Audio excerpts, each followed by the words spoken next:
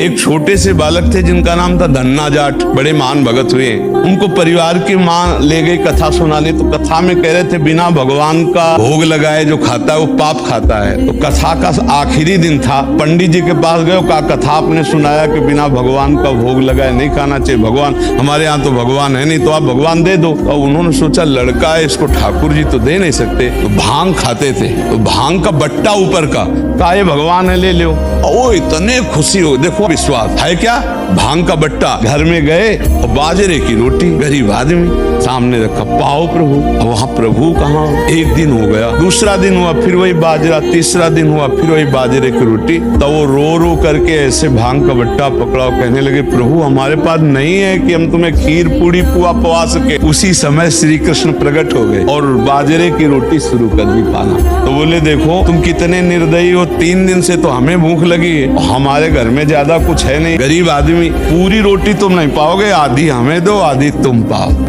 और फिर जो लीला का विस्तार हुआ कि धन्ना सेठ हो गए। ये है गुरु के वचनों पर विश्वास।